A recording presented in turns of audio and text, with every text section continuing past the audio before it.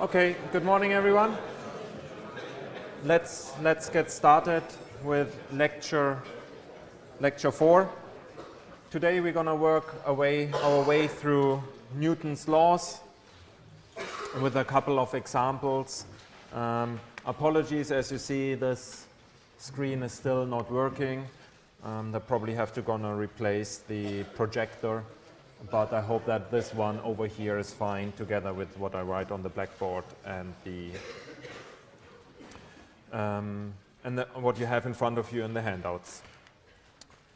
So we're going to focus today on Newton's second and third law. The first law is, well, every body continues in a state of rest or uniform motion unless acted upon by a force, so usually in a straight line and constant velocity. What we're going to do with the second and the third law that describes how bodies react to forces. Now, this is Newton's second law. A rate of change of a momentum of a body is equal to the applied force of the body. So the momentum we had yesterday, P equals mv, and the rate and change of momentum, if we write dp by dt, equals the applied force. So this is Newton 2, and well, if m is constant, so assuming m constant, we get then is m dv by dt equals ma. So for this term, we'll assume the mass is constant. Next term, the mass won't be constant necessarily. The famous or infamous rocket equation, some of you may have already solved it, is one of the examples where the mass of the body that's accelerating is not constant, and then you can't simply pull out the mass in the front of the time derivative. Now, that's probably a little bit too simple, but if you split it up in components, y f z equals m, and then ax, ay, az, so kind of the vector components. And if you write it down in 1D, f equals dm v dt equals m dx squared by dt. It's basically the same equation in a couple of different forms. Now, this is in 1D, that's why I dropped the vector notation there. So, to get to a unique solution with, to dt squared, we have to integrate it twice. And every time we integrate it, we get a constant of integration. So you need a couple of boundary conditions to actually be able to solve that. So we require two initial conditions.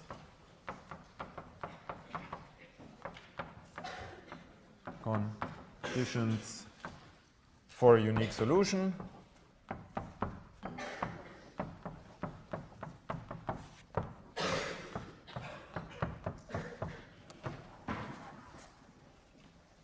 And often v equals v naught at t equals naught, and x equals x naught at t equals naught.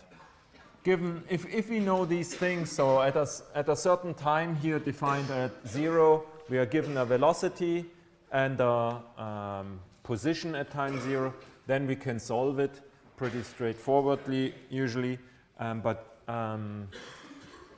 without those we only can define it up to a certain certain constant.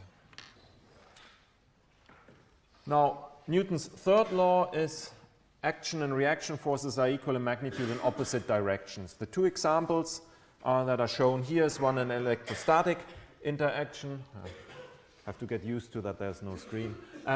In electrostatic interaction where you've got two bodies, M1, M2, with different charges, and they attract each other in free space, and F21 and F12 are equal and opposite in sign. So the other example is a compressed spring. If you have a spring and you compress it, the forces pushing outside F12 and F21 are also equal and opposite in sign. So I'm just going to write it down. F12 equals minus F21. And we make use of this regularly in this course and beyond. It's the same with gravity, that I'm standing here. The Earth is huge, about 6 times 10 to the 24 kilograms. Gravity is pulling me down, the body exerting force on me, but similarly I'm attracting the Earth. It's pretty negligible, but it's again force and action-reaction force are similar. So you can, the classic example is what if all humanity would jump up and down, would Earth feel it, or how much do they attract each other? Well, assuming we've got 10 billion humans, we probably will have at some point this century when you're around, every 100 kilograms, that's 10 to the 12 kilogram. Earth is 10 to the 24.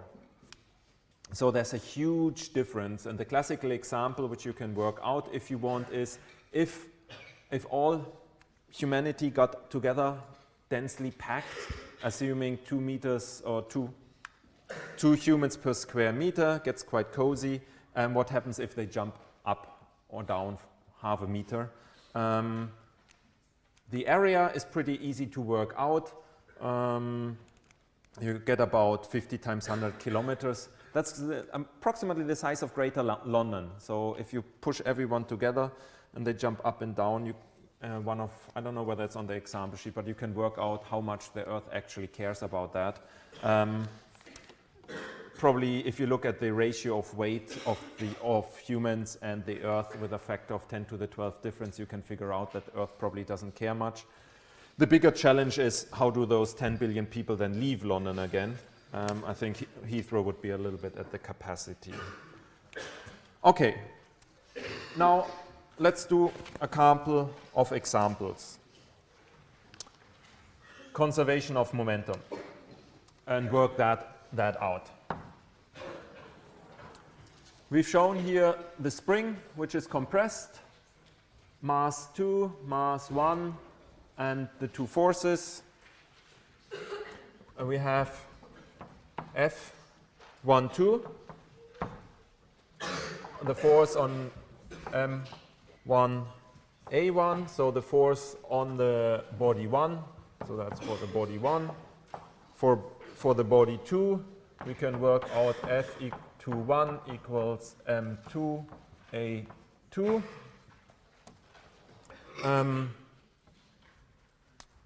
And then if we just sum them up, F12 plus F21 equals d by dt.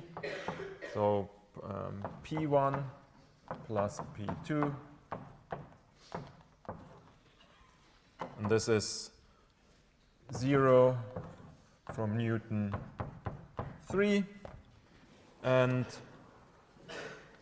with that, if this dp1 plus dp2 with respect to time, differentiated with respect to time, you know that immediately p1 plus p2 has to be some kind of constant. So directly from Newton 3, we have, as it says at the bottom of the handout, total momentum is conserved.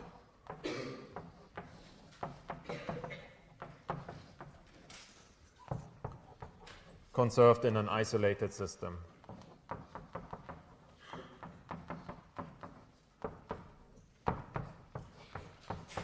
isolated system.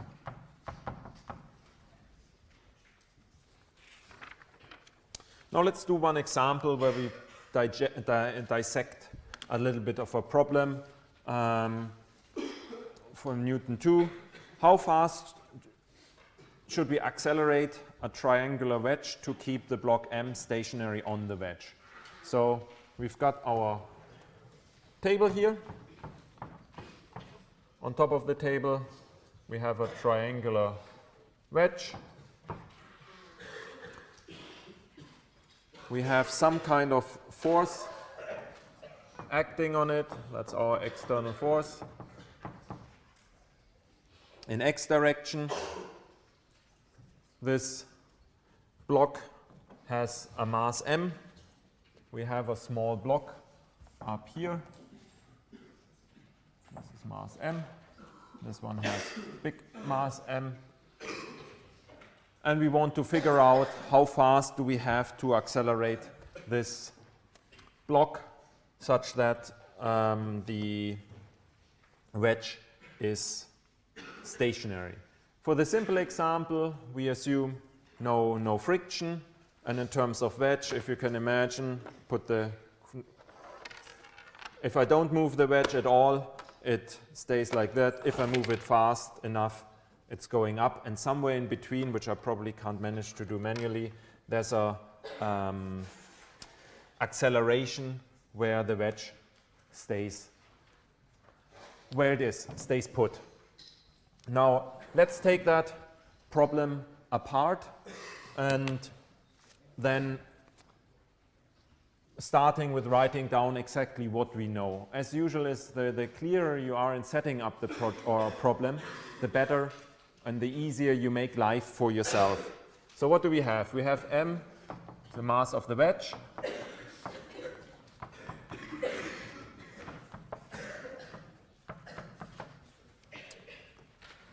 We have small m, this is the mass of the block.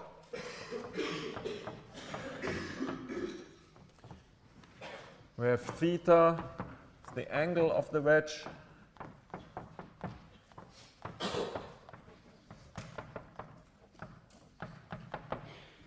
And then we have this external force in x direction, Fx. It's our external force.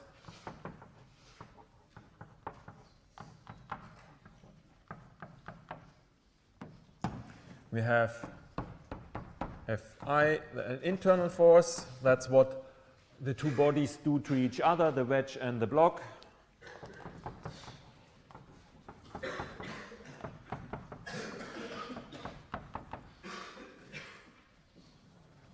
And we have R, the reaction force of the ground.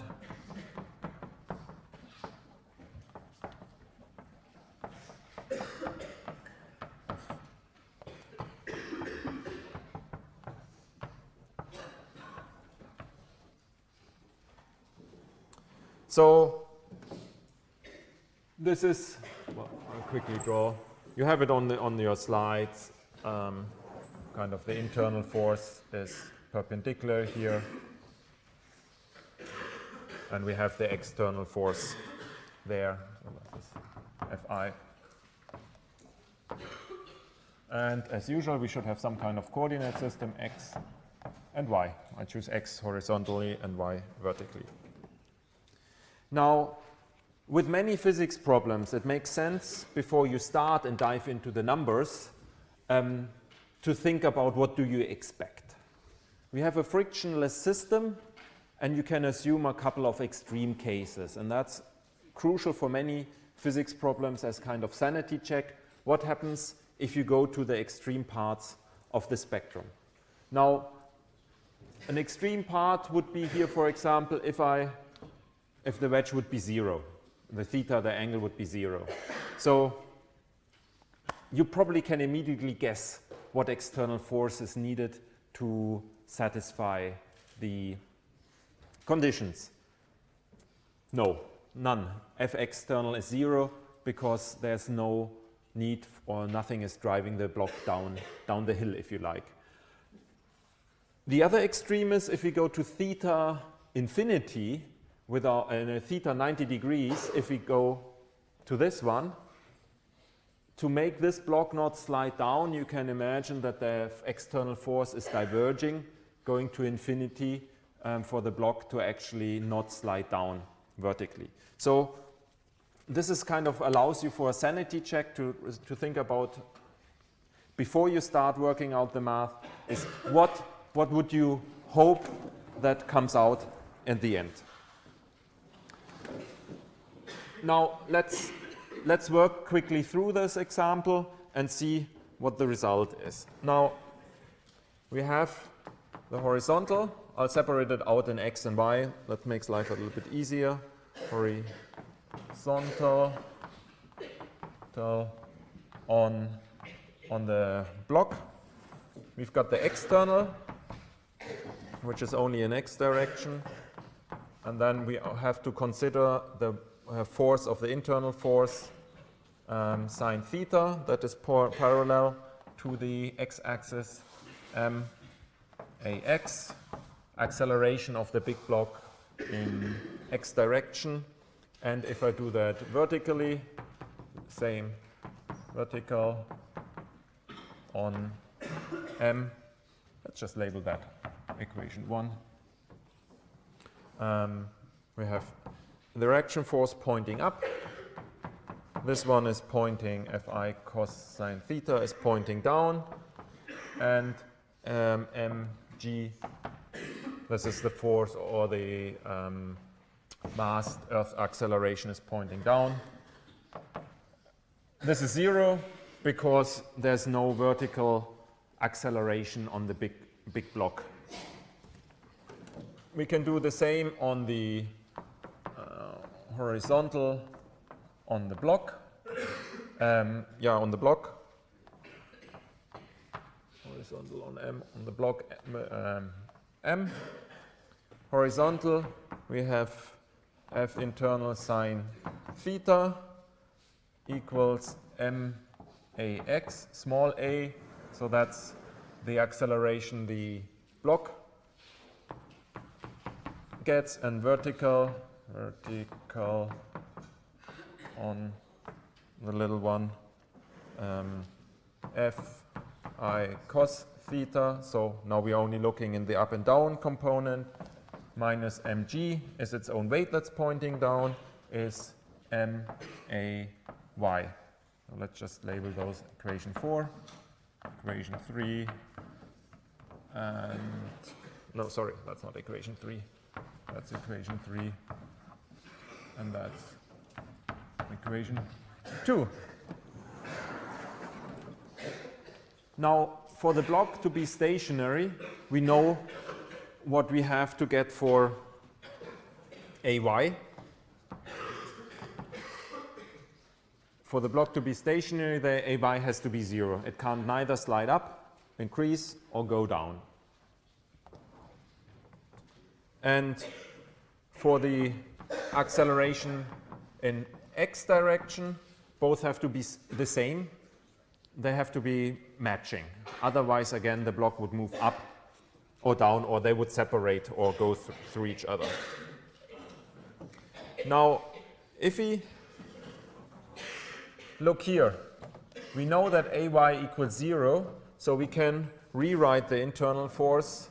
So from this one, and equation 4, we get F internal equals mg over cos theta. And if we plug that now into equation 3, we end up in ax equals g tan theta equals ax. And with that, we get external force equals mg tan theta plus small mg tan theta and that's m, small m plus large m tan g tan theta.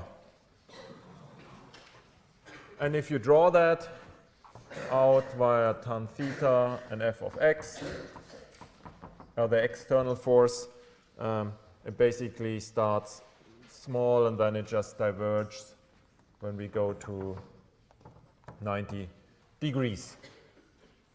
So that kind of makes sense, and the result which we got numerically confirmed our base assumption of what we are after. Now, the question is, what is the internal force that the blocks apply into each other, and what is the reaction force of the ground? So from before, we have the internal force as mg cos theta, and if we put that into equation 2, we get r minus f internal cos theta minus mg equals naught. And to our big surprise, r equals fi cos theta plus mg equals m plus mg. That's just the force that's lifting both of those bodies up, because there's no, because they're moving, the table is always providing the same force. That should be not a surprise, that the reaction force is just the two masses times g.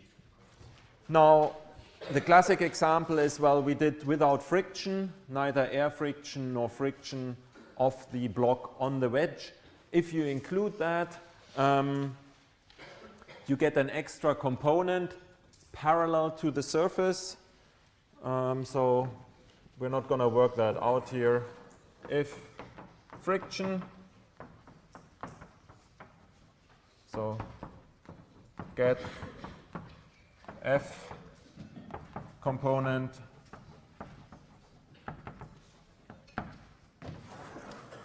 parallel to wedge surface.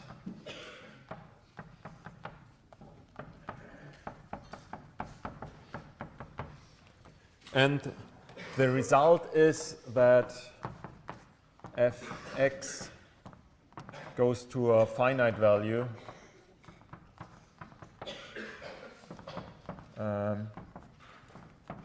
Value at theta equals 90 degrees. Not sure whether any one of you has been on one of those fun rides, Wall of Death, where you're in a spinning circle or a cylinder, and then they lower the ground and you just stick to the wall. This would not work without friction. Second example is force proportional to velocity. Question is here, how does the equation of motion look like? Classic example is, without friction, if I slide this wiper, it would just continue forever, and you see it, I start and at some point it stops. And friction is a good example of a force equal and opposite the direction, or proportional to the velocity. So we set this up again as usual. We have, if we just draw that, we have some x naught, we have some v naught pointing in the positive x direction, and we have some force that is opposing this force. So if we start, F equals, I'm working in one dimensions now, that's why I dropped the vector notation. Makes life a little bit easier here and is not needed equals m dv by dt equals minus beta v, as we're given on this slide, the top, that the force is proportional, is minus beta velocity. Now we can rearrange that slightly and make life a little bit easier. dv over dt equals minus alpha v, where basically alpha is beta over m. Trying to collect all constants into one. If you are diligent, it makes life easier. If you're not careful, you might lose some constants, but it's always worth, again, being explicit of what you combine into what. Now, I'm going to rewrite that a little bit as dv equals minus alpha v dt. And then we do the integration. And then we end from v0 to v.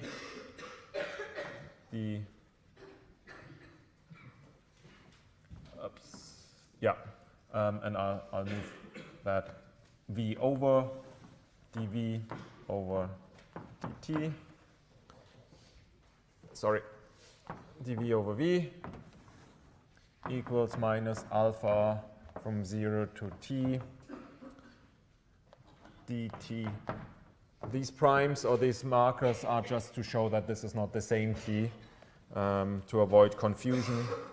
And you know what that integral is. It's a logarithm, and we can quickly work out that then ln v over v0 equals minus alpha t.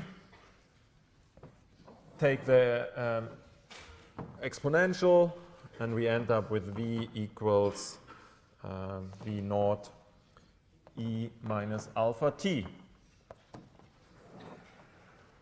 And if t goes to infinity, the velocity goes to 0. Not a surprise. This is basically what you expected and also observed when I slid the cleaner, whatever it's called in English, over the table. Now, if you want to get then the equation of motion in terms of the location, we integrate once more. V equals dx over dt. And then we do the same. We put the dt over there. So integral from x0 to x dx prime equals integral from 0 to t v dt prime equals, and we plug that velocity in there, which we had before, is v0 e to the minus alpha t primes. And with that, we get x minus x0 equals minus v0 over alpha e to the minus alpha t plus v0 over alpha. And with that, we get as result x equals x0 plus v0 over alpha 1 minus e to the alpha t. And that's shown on the right-hand side at the bottom of the solution. And at some point, x doesn't change anymore. And the final position is x0 plus v0 over alpha. Those are constants given by the problem. This term goes to 0, and that's the final destination. That's where the wedge comes to rest. Oops, that was one too far. Now, the example 3, and you will see harmonic oscillators all throughout your degree. And at the end, if you've got time, we can go over to some of the examples. So this point is here. We have to solve the equations of motions, or EOM, for the case f equals m d squared x by dt is minus kx. So the previous examples, we had a force proportional to the velocity. Now we have a force proportional to the dislocation of the body. And the classic example is really a spring where we move the body from its equilibrium position, and it's going to work out how it's going to move. This is, I'm going to quite quickly write it down, again in one dimensions, dx squared over dt equals minus kx. Again, no friction, no air resistance whatsoever, so no damping. This is Hooke's law. Robert Hooke was in Oxford. The building next door where I'm sitting is the Robert Hooke building, and on High Street you see a plaque for his work. He was part of the group that formed the Royal Society, so he was quite an influential person. Now, looking here, looking at this equation, I'm going to rewrite it as md squared x by dt squared plus kx equals 0. Now, with many physics problems, it's worth thinking about what you expect, as I said before. And here, you expect some kind of oscillatory motion. The body is going in, it's going to overshoot. Once you're over there, the force is suddenly pointing the other direction, and so on, and that's going to repeat, and since there's no friction, it will go on forever. So you're going to start expecting oscillatory solutions, and you can start with a trial solution, since you don't know exactly what it will be, but it will be some kind of oscillations, a cos omega t plus b sine omega t. That's your starting solution. You differentiate that once. A dot with respect to time is minus a omega sine omega t plus b omega cos omega t.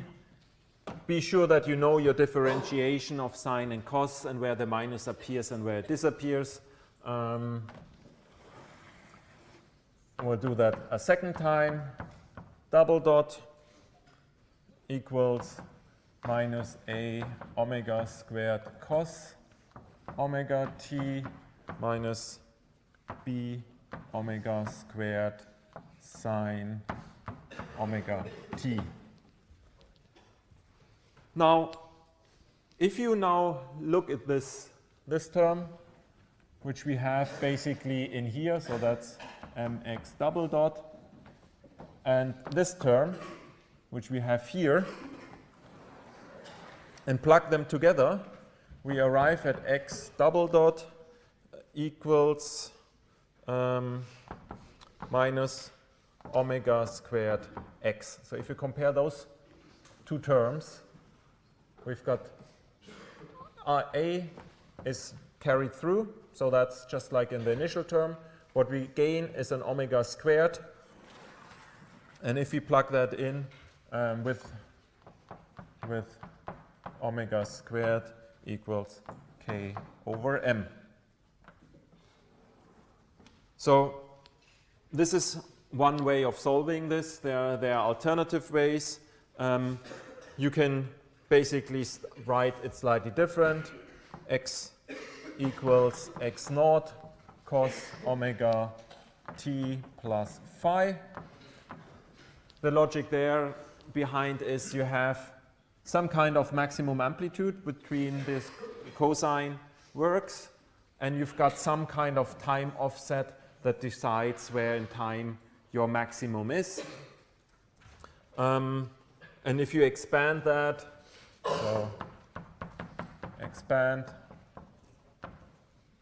you get x equals x naught cos omega t cos phi minus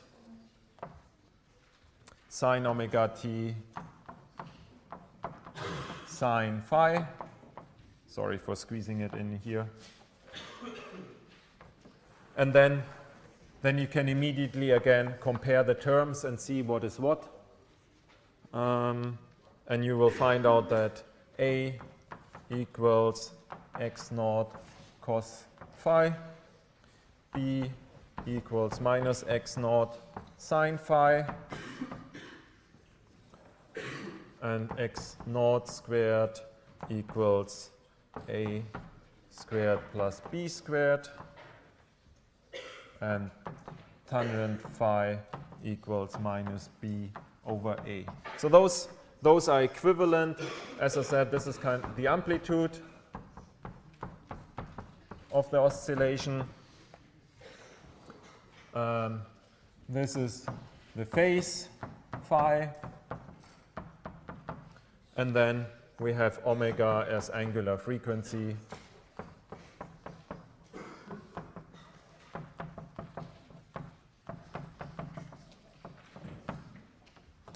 And that's t equals 2 pi over omega. So this is the third example, harmonic oscillator. If you draw this out, it looks like this, with two oscillations slightly offset by delta t. So the blue one has a phase of 0. It starts up at 2. And then the other one is shifted slightly. And there's quite some nice stuff around online. And you can code it yourself. So this is an example of how it looks like. I can take this spring and let's just turn on the graphs. And you can see it going up and down and up and down. And we have this harmonic motion. And if you look at the velocity, that's the first differentiation of there. And it has its maximum when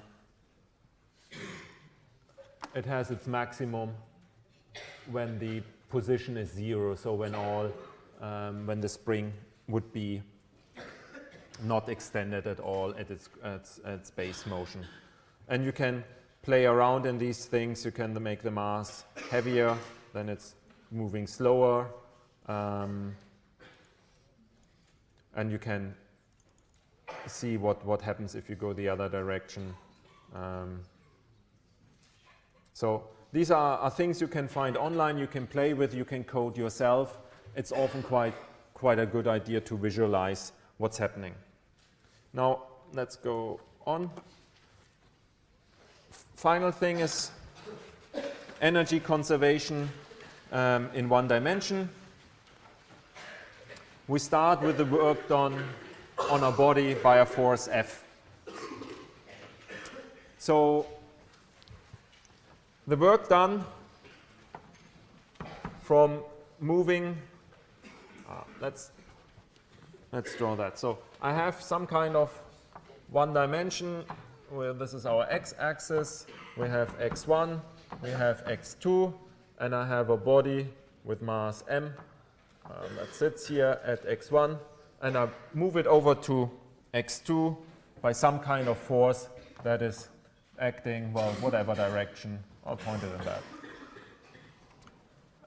So the work done, work done is the integral from x1 to x2, f of x dx equals m x1 x2 dv by dt dx. So this is a standard integral in one dimensions. Everyone is used to. Just for those who are a little bit more curious, in more dimensions, it is actually the line integral from x1 to x2 f dot dr or r1 or dx. It reduces in one dimension. It reduces in one dimension to this simple integral, but you will come across that later in the course because physics usually happens in 3 dimensions.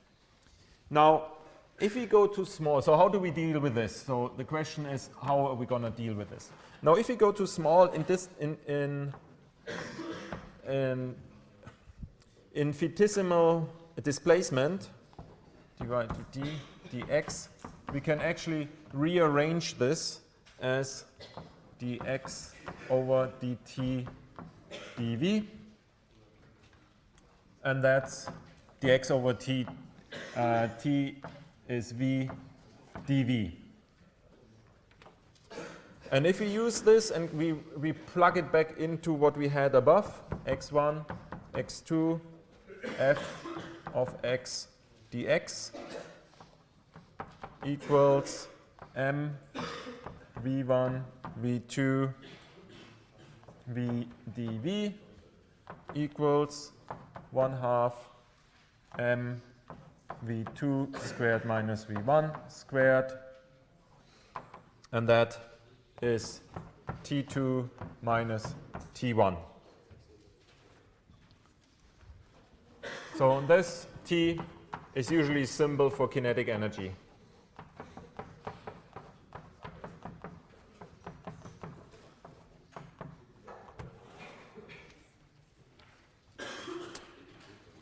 Now the next point is relatively important. Not to say that the other stuff is not important, but let's introduce an arbitrary point x0, somewhere here. I'm just going to draw it here. You can draw it there, or wherever you want. Now, if we can rewrite the integral from x1 to x2 f dx as gonna move it from x1 to x0 f dx, and then from x0 to x2 f dx. Just gonna rewrite it a little bit, and that will hopefully become apparent why I'm rewriting it. Equals x0 x2 f dx minus x0 x1 f dx. This defines, if I can rewrite that, so if this holds true for an arbitrary x0, then we have a conservative force. So if this is true, if true for any x0, we have a conservative force. More on that tomorrow, on Thursday, conservative force.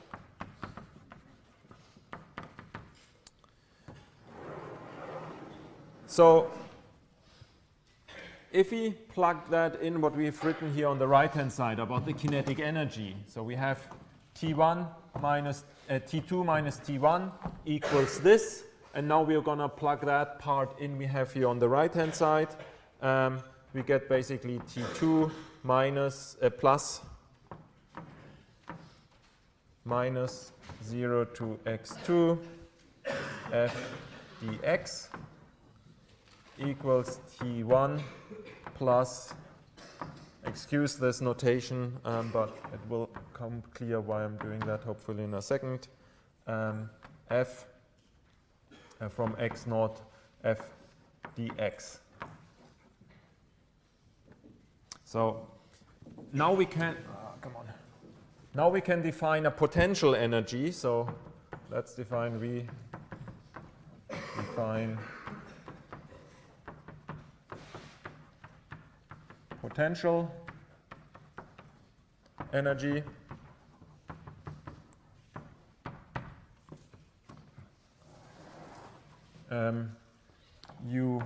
ux at x such that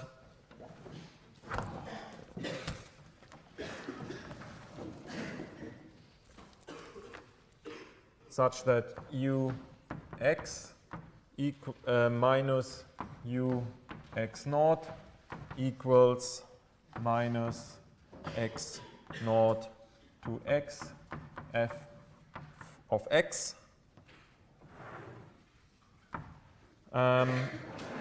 And if we plug that now into this part here, then this term cancels, the u x naught term cancels, and we are left with T2 plus U2 equals T1 plus U1. And then, well, big surprise, total energy is conserved.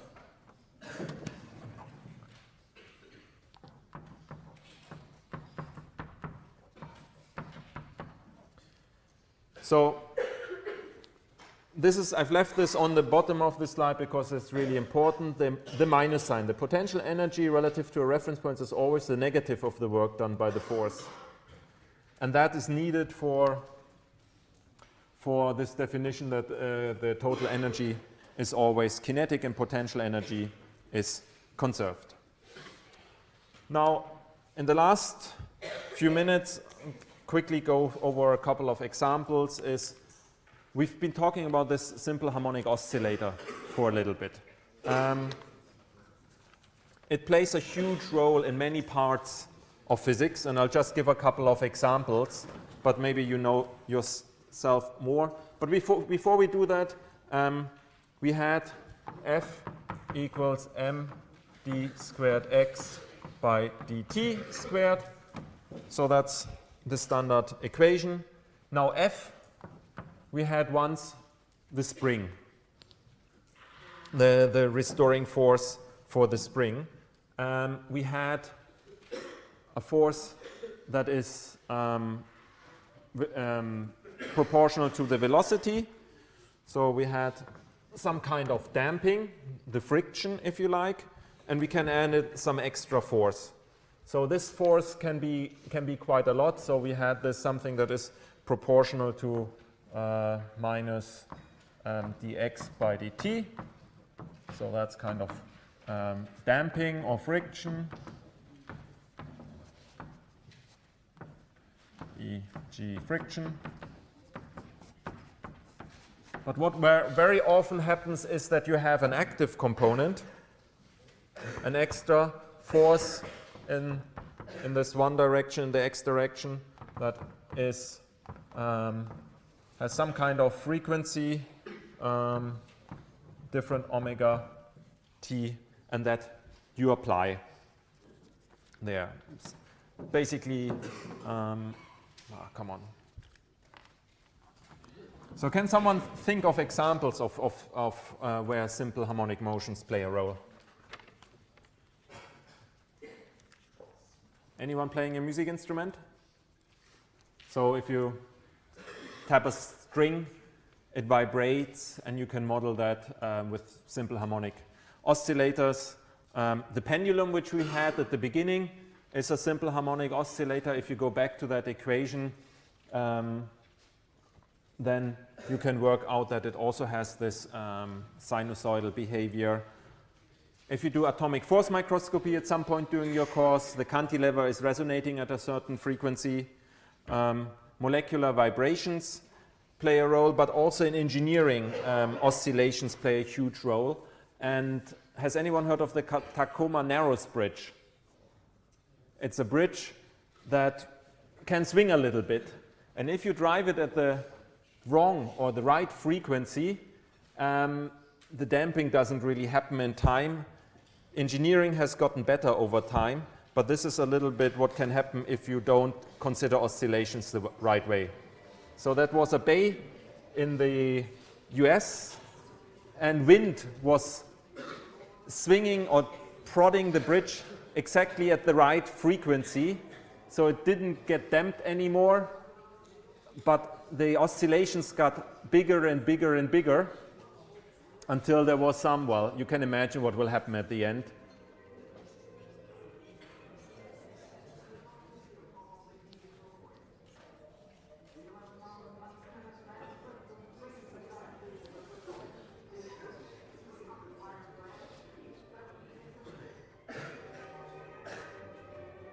So every system that can swing and move has a characteristic frequency.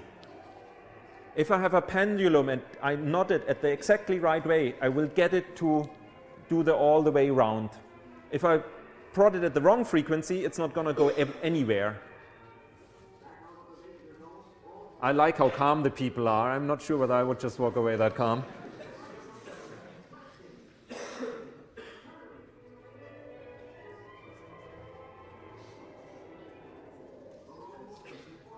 There's still someone on there. No one got harmed during that, and I still don't know why that person is there.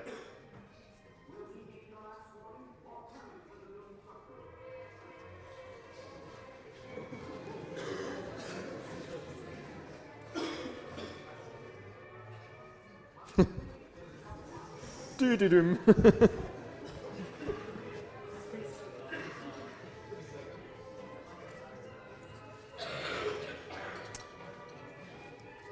And there you can see it going. So that's why damping is so important, and damping at the right frequency. Not only for bridges, but also for many of your experiments. If you do work with sensitive equipment, then you try to put it on air-damped tables to isolate other frequencies. The basement of the Beecroft building is very much designed for that, having separate foundation and several layers of damping to just get out those resonant frequencies. Okay, with that, we're done for today, and I'll see you all on Thursday.